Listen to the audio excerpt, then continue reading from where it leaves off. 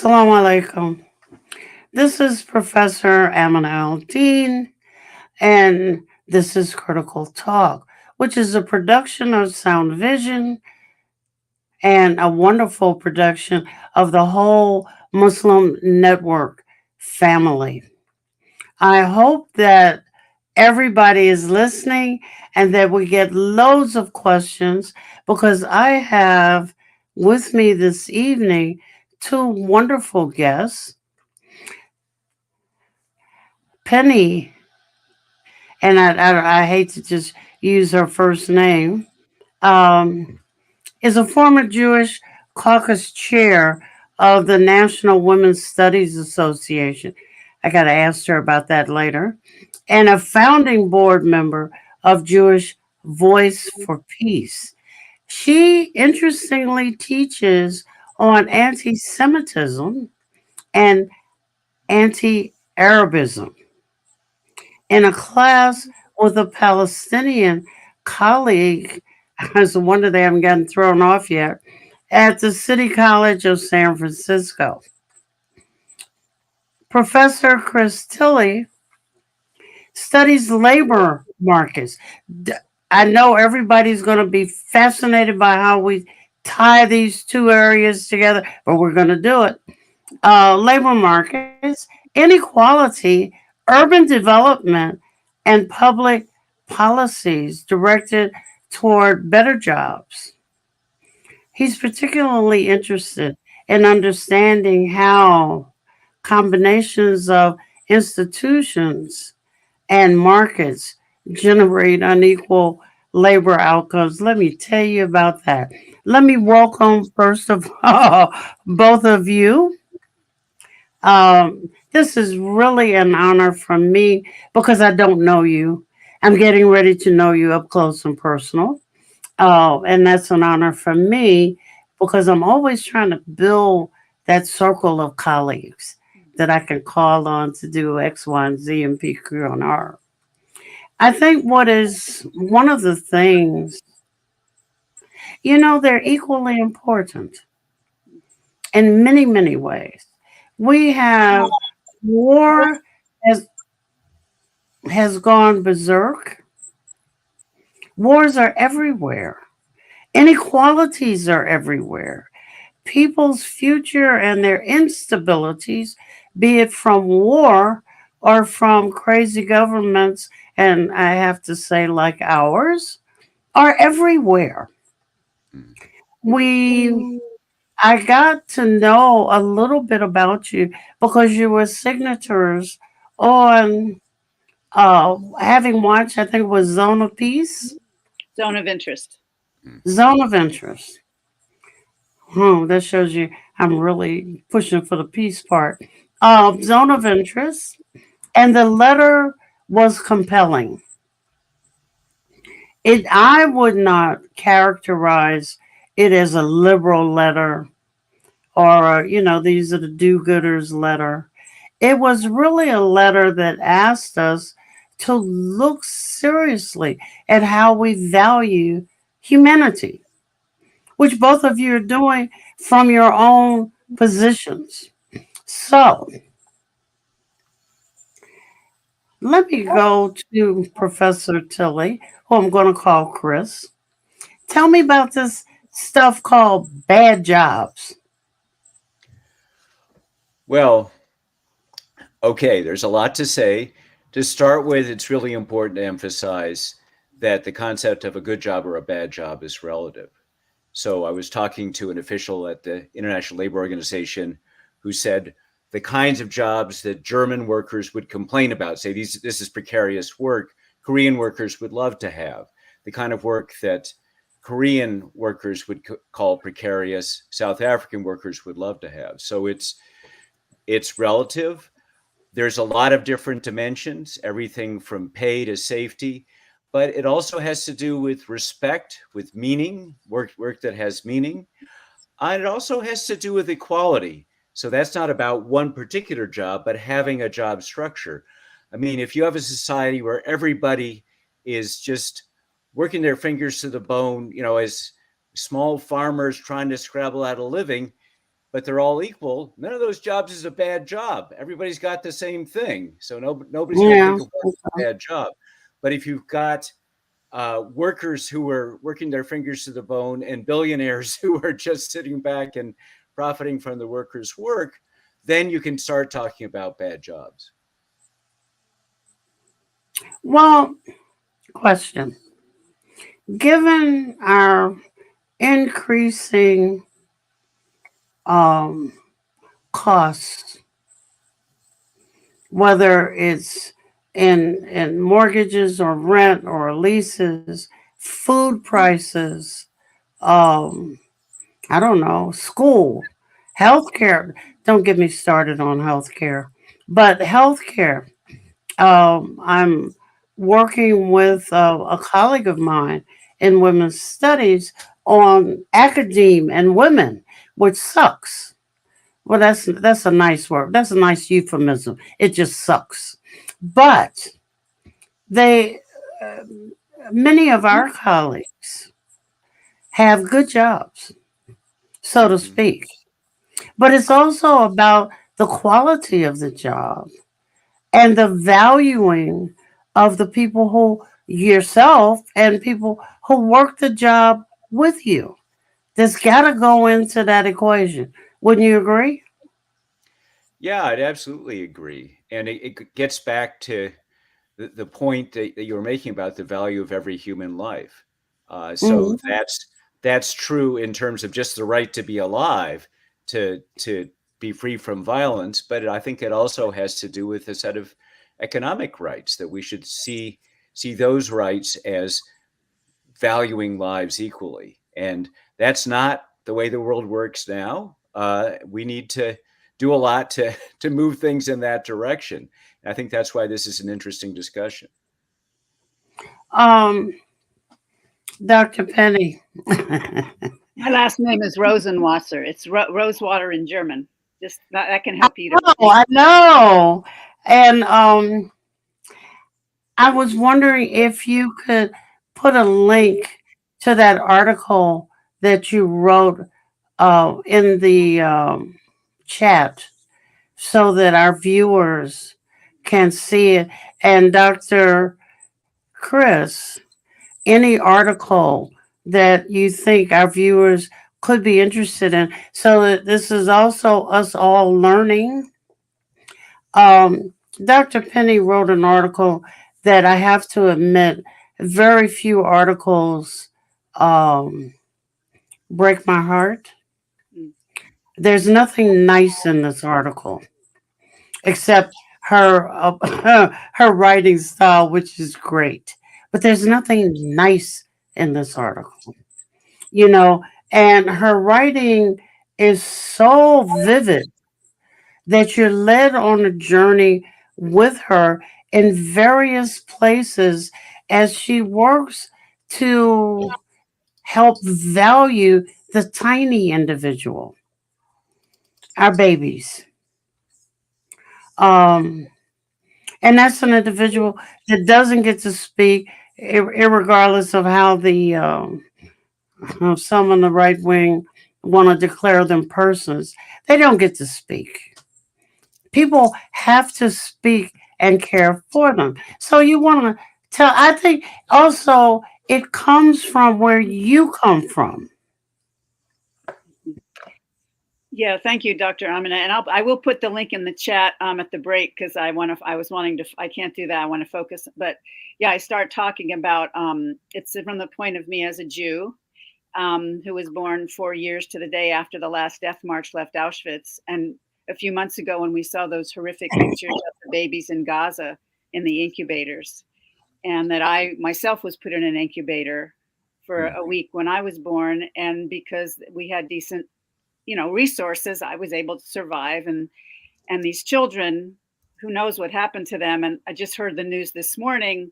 This horrific massacre in Rafah by the Israeli government, and one of the people killed was a pregnant mother, and they were able to deliver the infant alive as an orphan. And Wow. um, just I know that on some of the children, I think I put this in the article. when some of the children, when they find them in the rubble, they write the initials on their hands, surviving child, no alive relative. You know, so many, one out of every 10 minutes, a Palestinian child in Gaza is killed. So many of them now, we've learned, are having their limbs amputated because of the ways that they're being destroyed by the shrapnel or the Israeli bombs. And this is, yeah, it's not nice. It's not nice. It's money that's coming from our government. You know, I work so hard to pay those taxes when all these corporations don't have to pay taxes. And that money's going to bombs, and it breaks. Today is actually the first night of Passover for Jews. It's supposed to be a holiday of liberation. And I'm like, oh my God, what is this Israeli government doing and the US government doing in my name? You know, it feels unbearable to me.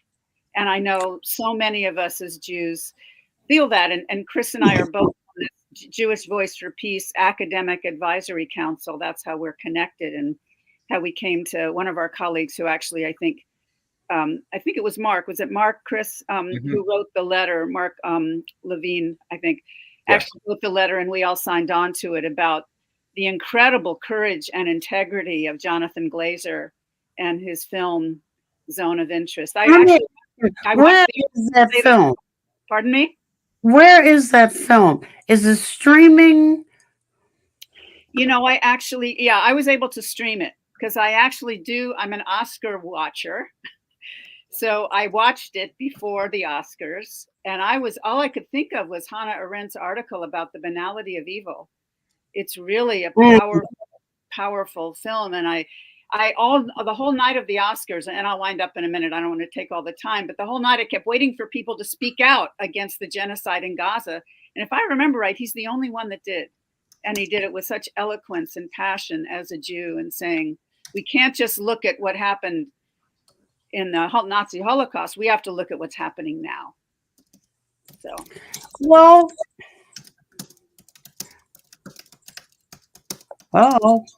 Chris, are you typing? Oh, I'm just putting in where it's streaming, just as an FYI to viewers. I want to look at a little piece of that. But let me ask you, as a non-Jew, and everybody is under the Big Brother's eye.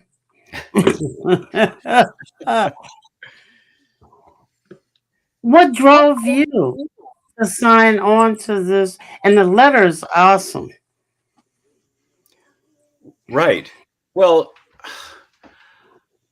you know, part of this is just a life story, that I was active against the Vietnam War when I was in high school. And that was sort of the beginning of my awakening to sort of what was happening to people around the world through actions by the US government and other governments that, you know, that basically were fighting over politics, over economics, over wealth, over access to resources. And so I learned over time about what was going on in Israel and Palestine. I worked for years with a group called Grassroots International that supports grassroots organizations in Palestine. I had the opportunity to visit the West Bank in 2014, which was just, I mean, even reading about it is not the same thing as seeing it. It's just painful. It's just shocking to see the way that Israel is maintaining divisions and sort of keeping Palestinians contained in smaller and smaller spaces, and constantly chewing away at those spaces, whether it's, you know, through laws or through direct violence. So in some ways, what's happening in Gaza is the natural extension of what's been happening for decades. Well, in your writings, how does it move what you do? You're writing in economics and public policy. How does it? Because I swear, if I could figure out a way to not pay taxes, I would not. Because finding out where your money is going is a whole nother academic degree. Mm-hmm. How does what you know, both from experience and what you see now affects or affects, how are you going to meld them together? So when you say meld them together, what pieces are you I thinking about? mean, Because I think there's a lot of pieces in play at this point in the discussion. well, I think you've told us how there's always somebody who thinks that they would do better with your job, right? Okay. Okay. What if your job is writing the policies that we love to hate? Well, I think that there's this amazing thing called democracy and people having a voice in the policies that shape them. And I think, ultimately the only way to develop policies that are going to make sense for people is for people to have a strong voice in those policies. That's not just going to vote once every 4 years. That's some kind of direct input, whether it's through organizations, whether it's through organizing, whether it's through, I teach in a department of urban planning, and we talk about participation in planning, that when you're going to think about how are we going to use a piece of land, how are we going to develop transportation, how are we going to develop housing, that needs to be a discussion, not just a bunch of planners sitting in a room, and coming up with a great idea by themselves. So I think that's the general principle that guides me, is that, and part of the problem is that it's not just that democracy is limited, it's that inequality itself, inequalities in power, economic inequalities stunt democracy. And so we need to be working Mm. for that equality, for people to be able to participate equally, to even be heard, to have a voice. So that's how I would put some of those things together. Well, I know that and Dr. Penny and I were talking earlier, and she said Israel wants land. Mm-hmm. Okay. Israelis want to be safe, especially the older ones. The younger ones probably think they are safe. But how do you do that in a way so that you make sure that there's equalities, um, make sure that there are jobs, um, make sure that you value human life when at this point in time and in other points in time, and for the Palestinians too, you're in the process of destroying lives. I think everybody wants to be safe, Mm-hmm. and everyone deserves to be safe. Israelis, Palestinians, Jews, Muslims, Christians, people in this country, queer people, women, etc. But you can't for safe. Israel was founded, and you have to bring in British imperialism here in 1917. The Balfour Declaration said, "Oh, Israel should be the place for Jews to go, a home for Israel for Jews." And a lot of that was because the people in Great Britain, at least the leaders, were pretty anti-Semitic. They were happy to get the Jews out Yeah. of Europe, right? And so there was this idea, I think, because of 2,000 years of anti-Semitism in Christian Europe. It was not that way in Islamic countries. It was much less violent against Jews in Islamic countries, but in Christian Europe, so a lot of Jews wanted to get out of there. This was even before the Holocaust. And then, of course, once the Holocaust happened, Jews were desperate to get out of there. And most countries, including the US, would not let Jews in, or would only let a very few. And that's True. why you have to see how anti-Semitism is part of the root of this whole problem right now. But the idea was to create a safe place for Jews. But how can you have a safe place when one group is dominant and oppressing another group? The group that's oppressed is always going to want to resist. So Yeah. our idea at Jewish Voice for Peace is that for Jews, we get safety through what we call solidarity, through connection with each other. We keep each other safe. We create trusting alliances with each other so that we will take care of each other. Because Israel is clearly not a safe place for Jews right now. So I think Mm-hmm. the idea is what you were saying earlier, holding the idea that all peoples deserve equality and safety and dignity and freedom. So that's, I mean, I think that's the goal. And the problem right now is that the way it's set up, Israeli occupation for 75 years and siege of Gaza, with the one group occupying the other, there's not equality. So you're going to have resistance. So of course it's not going to be safe for anybody. Well, I guess I'm a little, when we had the thing that happened in Serbia against Bosnian Muslims, Mm. it took a long time. Well, not a long time, but it was what, 7 years, 6 years, 7 years or so. This is in a matter of months that, whatever was Gaza's almost not there. So what does that leave? It leaves Jerusalem itself and that little bit of tip of stuff down there in the south. I'm trying to imagine a map. Um, so if you want to get rid of them, what I- I'm hearing is you can't just push them off the land. You have to kill them.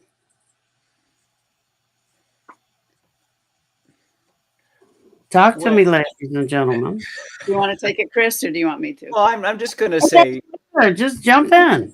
I'm going to say a couple of things about that, which is that um, the history of Israel is some killing and some just pushing people off the land into other areas. There are lots of Palestinians who live as refugees in Jordan and Syria and other countries, in the Right, United States, right. as well. Folks who had to get out in order to survive, in order to find a life.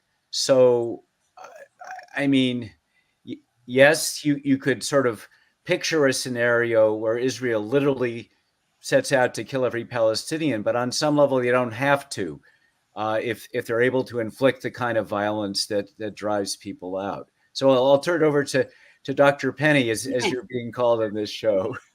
Yeah, just to pick up on what Chris said, I mean, that's what's been so.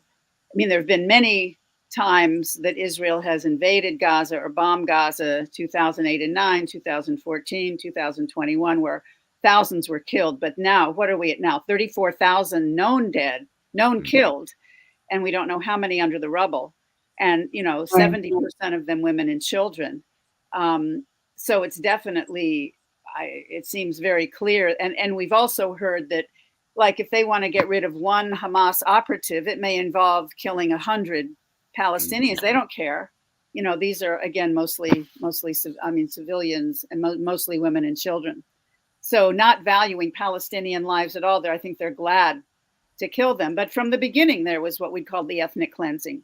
That's why the Nakba in 1948, Nakba in Arabic meaning the catastrophe, that was done by Jewish militias. That Mhm. 750,000 Palestinians off of their land, killing and raping some, but then it was mainly to get them off the land. And that's why what's happening now, we've seen how many thousands, but maybe is it 2 million now, Palestinians have been driven from the north of Gaza to the south of Gaza, and they just as soon drive them into Egypt, but Egypt doesn't want them. And there's sometimes Palestinians are called the Jew, like the Jews were in Europe. And the Jews in Europe were considered like Black people are treated in the US. And that's how Palestinians are treated in that part of the world, including by a lot of the Arab countries, not by the people in the Arab That's countries, true. That by is true. the leaders. Yeah. So that's why this is both ethnic cleansing and genocide going on. Okay, I'm going to take a quick break. And I want you to think in this 2 minute break. What are we making another new world order? If we are, what is it going to look like? Whether we're talking about jobs and AI and what is the thing called? Chat GPT? Um, or we're looking at ethnic cleansing What is the new order harbor for us? I'm going to take a 2 minute break. Please think about that. And who was that in that picture behind you, Chris? At first, I thought it was Che Guevara. Who is that? It's just a picture of an unhappy worker in a bad job, since you asked. Ah, so I'm ascribing all kinds of good stuff. All right. This is Professor Aminah Al-Deen with Critical Talk. I have the wonderful opportunity to talk with two professors. The impetus for our conversation was the movie Zone of Interest, which I hope that you can see in our scroll. We'll be back in a couple of moments.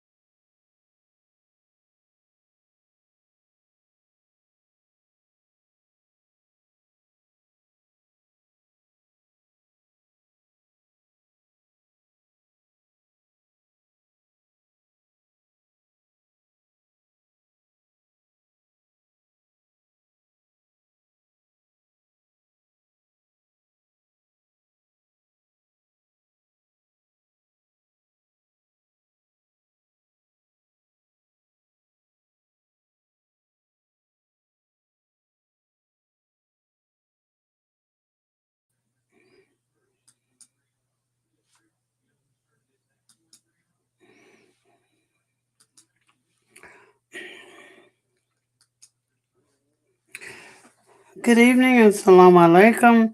This is Professor Aminah Al-Deen for Critical Talk, which is a production for the world of Muslim talk news, uh, all sorts of programming, which is the brainchild of Sound Visions.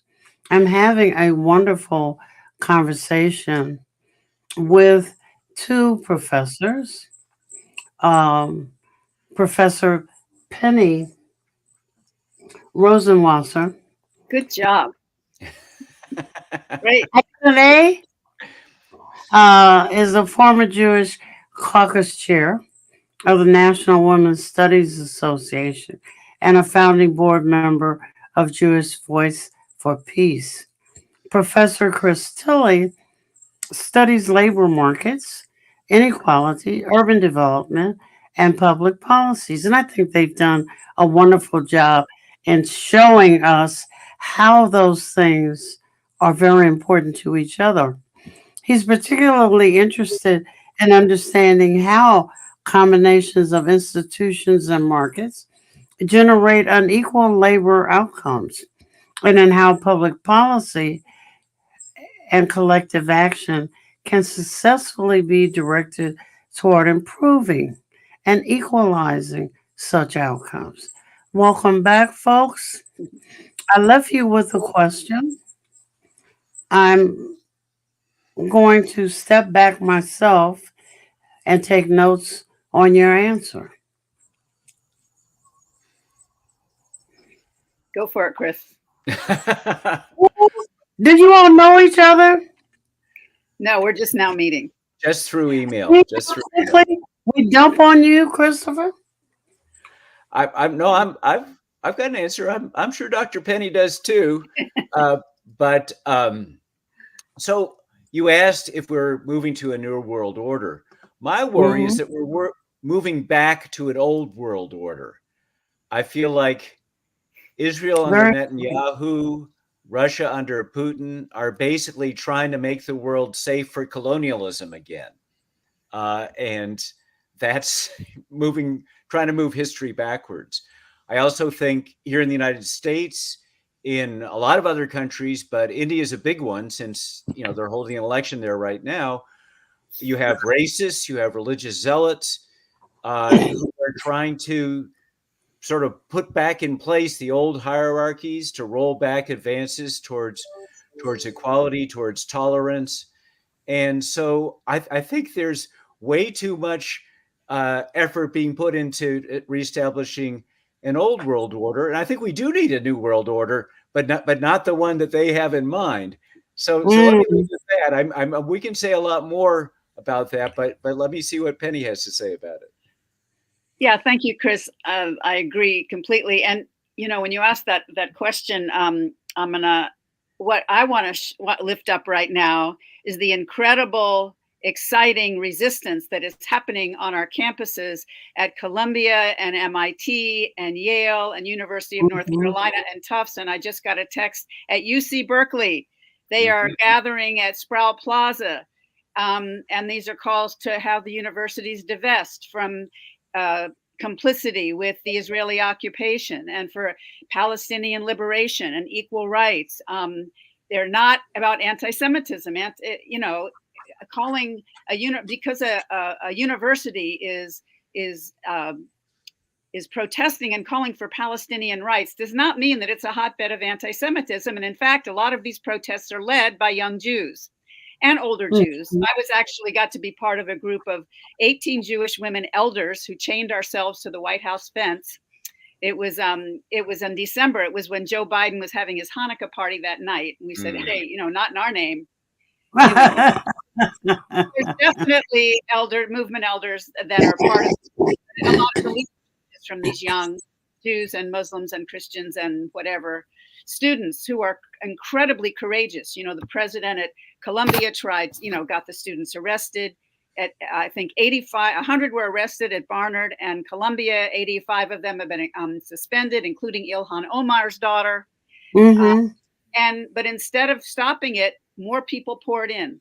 And there is it's really, so when you talk about New World Order, I'm thinking resistance that's calling for justice and freedom and dignity and rights for all people. And that's the movement, New World Order, I want to be part of. Well, I want to keep that in mind as we go back to Chris's gambit.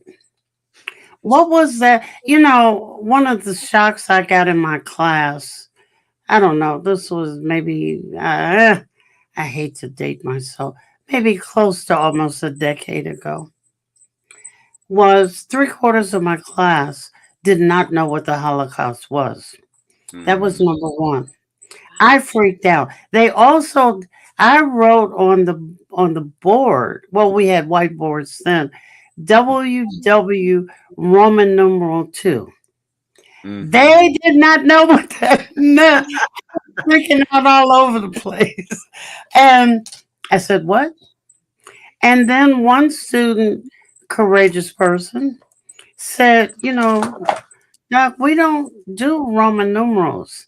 I said, but it's on your movies. And she said, no, it isn't anymore. It's only on old movies. And I said, what are you trying to say here? Um, they were aware of the general kind of thing called the Holocaust, but the horrors, the tragedies, whatever, meant nothing. Okay? Then recently, there was talk about what is the difference between, they don't know what Zionism is either. I'm so glad I retired. Anyway, they don't know what Zionism is, the role it plays. What's the difference between Zionism and anti Semitism? On one hand, many students know, no, that's not true. They have heard of something called colonialism. If you ask them what it was, I would bet my unreceived salary you would get nothing. But if I could jump in, I Oh, think that please, no. I think that what Penny was saying, I mean, the the human tragedy that's going on in Gaza is just mind-boggling. But the resistance means that lots of young people, maybe your students, are educating themselves in a way that they might not have before. The same way that when there was the Black Lives Matter uprising, I mean, there was human tragedy. There was George Floyd, Breonna Taylor, Ahmed Right? Arbery, so many deaths.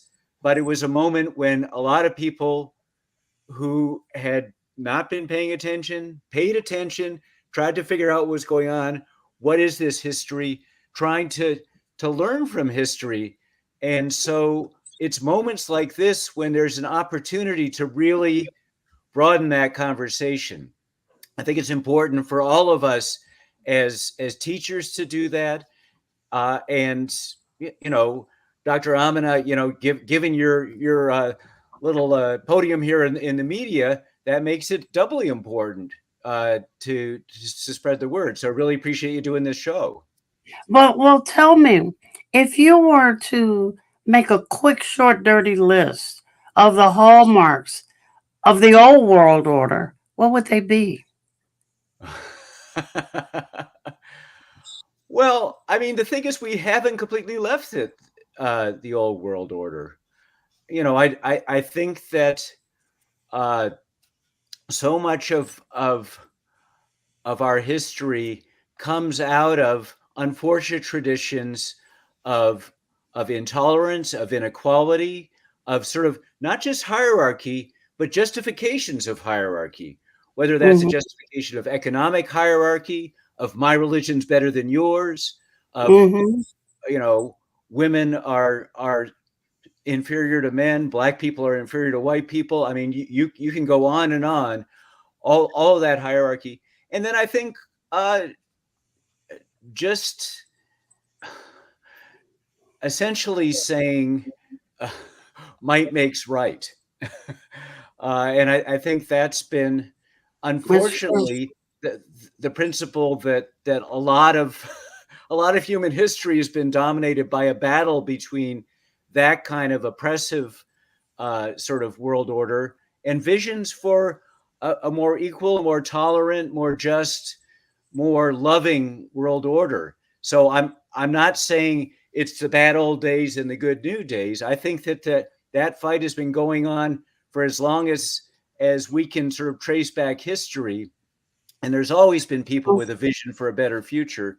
So yeah, I think we're continuing that fight. I have grandkids who inspire me. By the way, they're both two grandsons. They're both young men at this point, very conscious, very active politically, and our grandkids are going to have to be carrying on this fight, and their grandkids are going to have to be carrying on this fight. This is not something that you do it and then it's over. It's the human condition. Dr. Penny, please tell us the difference between anti-Semitism and anti-Zionism, or Zionism and Semitism. Yeah, I'd be glad to. Thank you for asking. Well, anti-Semitism, putting it briefly, is demeaning Jews because we're Jews. So that can include, violence as in the Holocaust. And just also for folks who didn't know, the Holocaust killed 1 out of every 3 Jews in the world at that time. That's who that 6 million people were, 2 out of every 3 Jews in Europe. So that was really huge. So that's the demeaning of Jews as Jews. It could mean like in Oakland when people attacked the Hanukkah menorah and threw it into the lake. Or was it 2018 when a white Christian nationalist went into the Tree of Life synagogue in Pittsburgh and murdered 11 Jews who were praying there on the Sabbath morning. Or the death threats against Jewish Senator Jackie Rosen, or against the Jewish students at Cornell. Those would be examples of anti-Semitism. Zionism is, I think I was trying to talk about this a little earlier. It's that, and it can be different things to different people, but it's really wanting there to be a Jewish state. And a lot of Jews want it, again, because wanting to be safe. I think my point earlier was, I don't think Zionism also means that Jews have rights that non-Jews don't have. And often the non-Jews are folks of color. I mean, Jews can be Jews of color as well, but it's often Jews having rights, for example, that Palestinians don't have. And so anti-Zionism is saying, no, that's not okay. We can't have a place where some people have rights, especially Jews have rights that other people don't have. That's not going to work.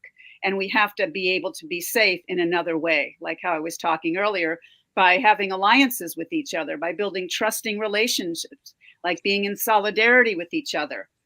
At my synagogue in Oakland, Kehillah Community Synagogue, with anti-Semitism increasing, some of the folks asked our rabbi, should we be building more security? And Rabbi Dev Noily said, no, we should be building solidarity. We should have the backs of Palestinians and Muslims and non-Jewish folks of color and queer people and the indigenous people, Ohlone people in the Bay Area.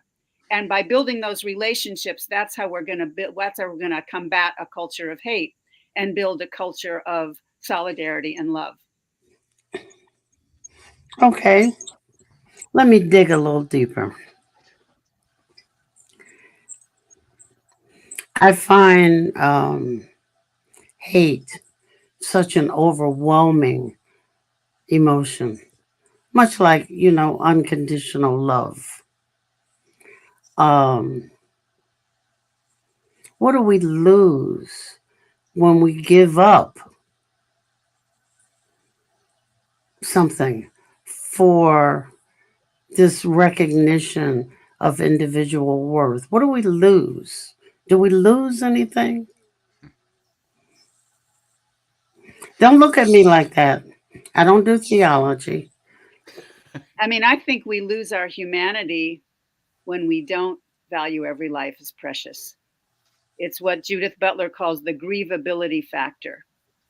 Yeah, but I got, for example, the murderer who's going to behead and chop up, put in a suitcase somebody. I'm not in the business of valuing that human. I'm just saying, just throwing a little salt on the discussion. Is it valuing human life, or is there a more nuanced way that we can think about that? Because it's not, what about the sociopath? And I won't name names, but what about the sociopath? Everybody's smiling, so everybody knows what I'm talking about. But you know what I mean? You know what I mean?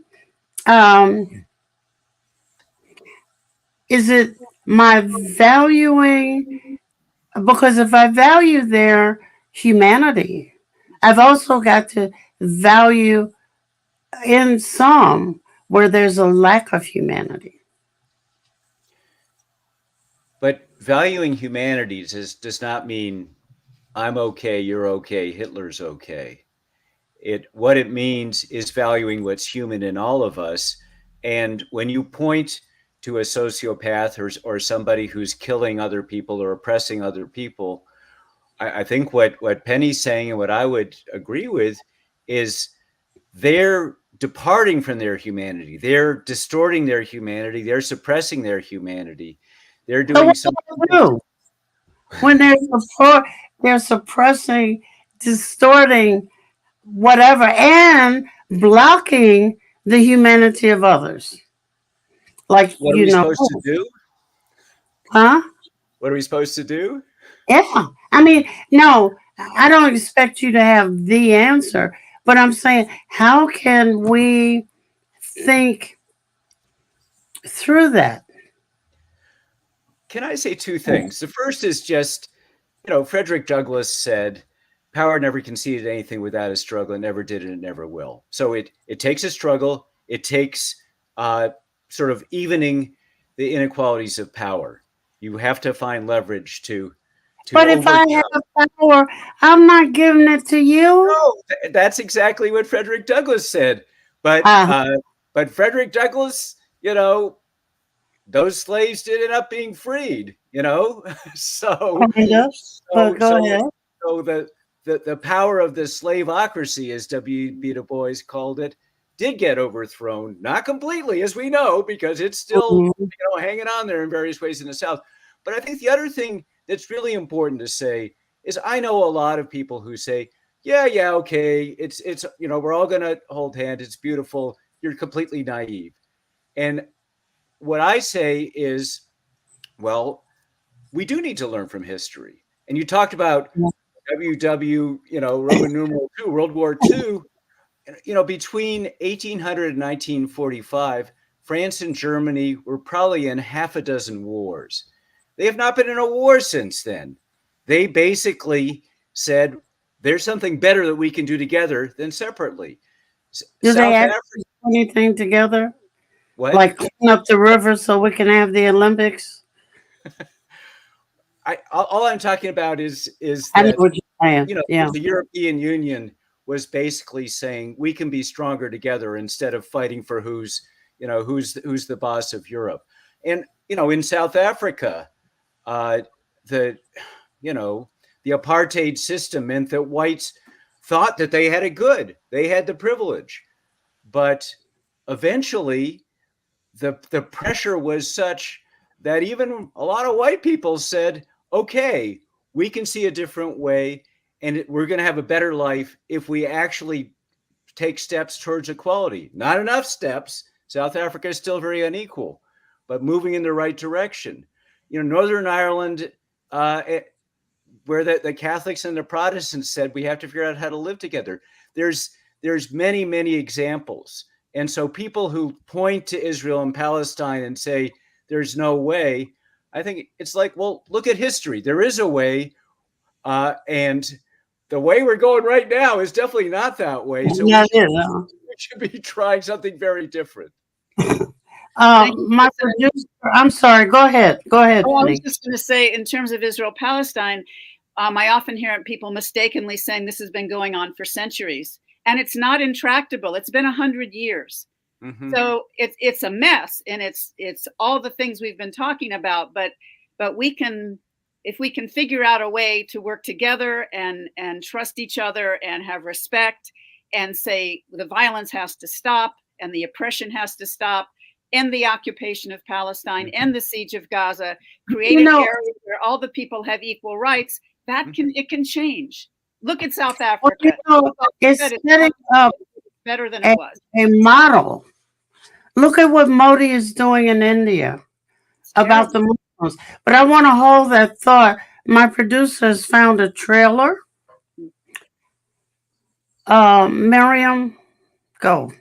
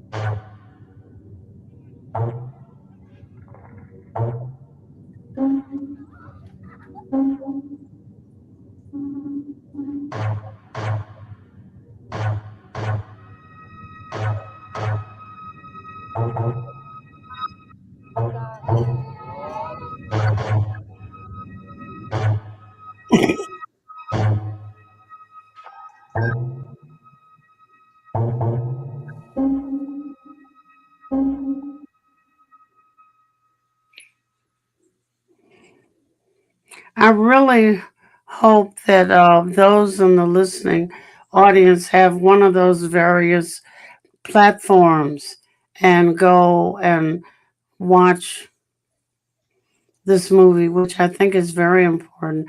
I think our conversation is extraordinarily important, and I wish to continue it with you if you'll have me.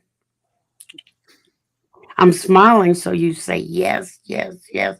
But Absolutely. I think that we have to think about strategies for making what we wish for become a reality.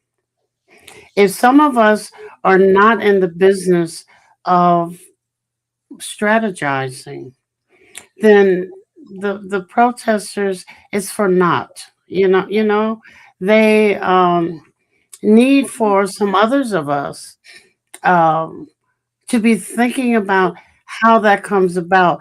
The Guardian, is the Guardian or the Intercept, I'm not sure which one, released an article talking about the fact that a memo had been released from the White House saying that Biden's crew does not want, excuse me, irrespective of what he says, does not want a two-state solution. Well, I don't know that there are going to be any Palestinians left to have a two-state um, solution. Iran is being brought into the mix, real or false. On the other hand, it's being used as a model now across the world for you want the land, kill them. Certainly by Modi. You declare the Muslims non citizens and then deport them to Pakistan. Hmm. Well, and I think that's why there is worldwide protest against both what the Hindu nationalism of Modi, and that's closely connected to the extreme right wing Zionism in Israel. There's a lot of similarities there. They're really very connected, and that's why it's very powerful. The protests that are happening all over the world from so many different countries right now against this genocide, trying to stop it, trying to figure out how to stop it. There are a lot of people, I think. I mean, I appreciate your question. I think there are a lot of people trying to figure out how to stop it, whether it's Well, lobbying legislators mhm. and trying to get resolutions passed and trying to divest. The unions are passing resolutions. I mean, when you try to get protest from a lot of parts of society, which is also what happened, I think, as part of the civil rights movement as well, um, Yeah, and different social justice movements, then that you never know. When the Berlin Wall fell, nobody knew that was going to happen. I don't think when apartheid did end in South Africa, I don't know we knew that was going to happen. We have to keep at it. so you think it's a long term, just another long term thing, Chris? Well, I think there's a short term and a long term problem. In the short term, we have to achieve a ceasefire. I mean, Yes. we have to end the kind of genocidal killing and ethnic cleansing that's going on in Gaza, and that increasingly is happening in the West Bank with much less news coverage. I mean, it's Yeah. not at the same scale, but settlers and soldiers are also killing Palestinians and pushing them off their land in the West Bank. Mhm. They've been doing that for a long time, but they're doing it at a higher pitch. So I think finding ways to urgently move our governments because that's our main point of leverage, is particularly the governments like the United States that are actually funding Israel's offensive and giving them diplomatic cover. We're in a unique position in this country to actually have the potential to influence a government that could really make a difference. But then I think there's a longer discussion about, how do you overturn Zionism and move towards, an Israel-Palestine where people are living together in peace with equal rights. And there, I do How do think that you this. do that when there's revenge? There's how do I learn to live with you when I saw you yesterday wipe out my family? And you're talking about trauma, and both peoples have generations of trauma. And this, I mean, think of all the Palestinian children that are seeing their families destroyed and losing their Right. limbs. And that's going to, I mean, I've certainly heard that a lot of the young members of Hamas are people who grew up without being able to leave Gaza, maybe get an education, but couldn't get jobs, didn't have enough to eat, whatever. And they feel like, what do we have to lose? So I'm not Yeah, condoning that, but you can understand where that kind of despair and grief comes from. on both sides. But I also wanted to bring in terms of the support for Israel, it's also supported by Christian Zionists. There's 10 million of them in the US, the Christians United for Israel. They're under the radar, but they're very right wing. They're Wait a supporting minute, all. wait a minute, wait a minute. What is a Christian Zionist? Do So Jews believe that Christians are going to save Israel for something? A Messiah. Right, a Messiah. the Christian Zionists believe, well, they're supporting Israel because they want the whole land of Israel, Palestine, populated by Jews, saying that that will then usher in the second coming of the Messiah.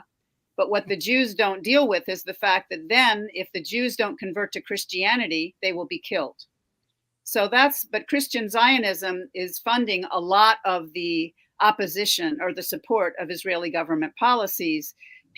They're under the radar, so people are much less aware of that power right now. But it's a really significant part of the support of the Israeli government and policies.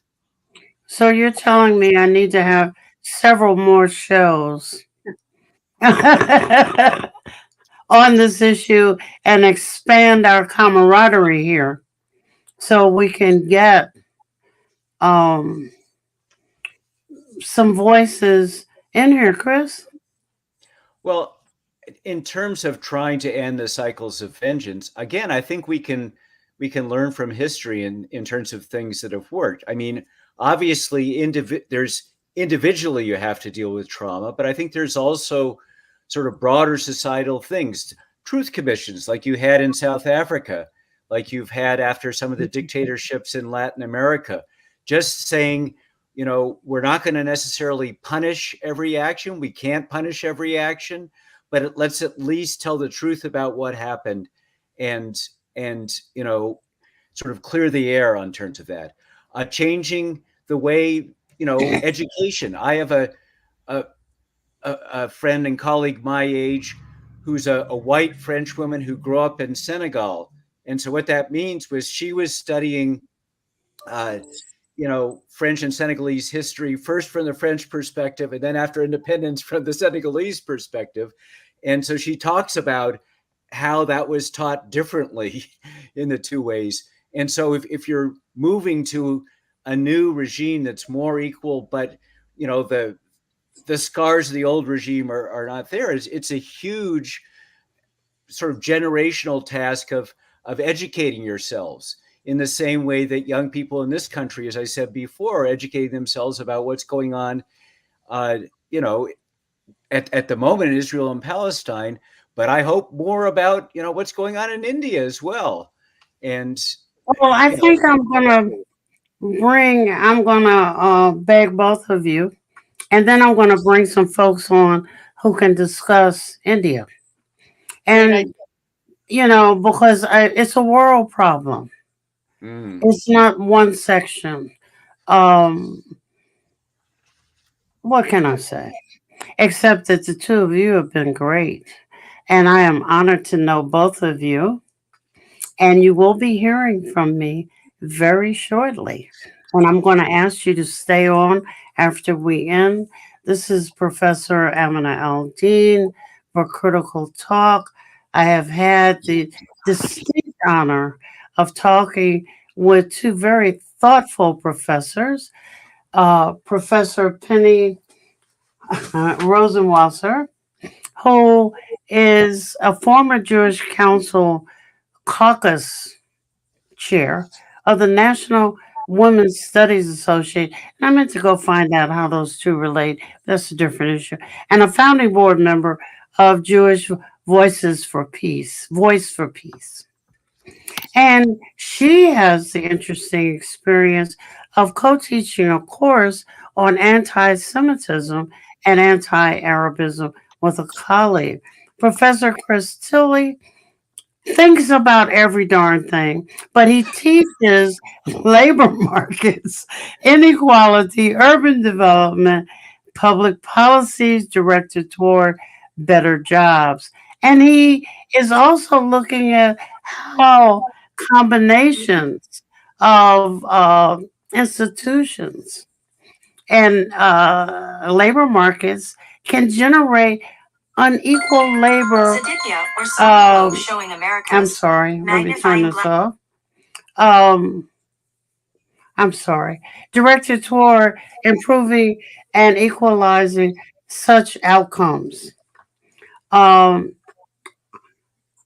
Hopefully, I will be in a very near future because we too have a very interesting election coming up, which is going to, some parts of it is going to determine how big of an influence our voices can have on what our governments do and don't do.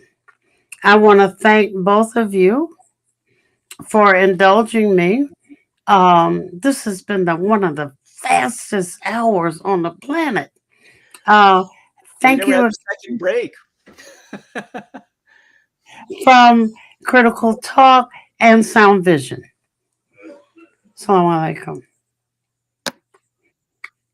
This is Professor Aminah Al-Deen. This has been wonderful.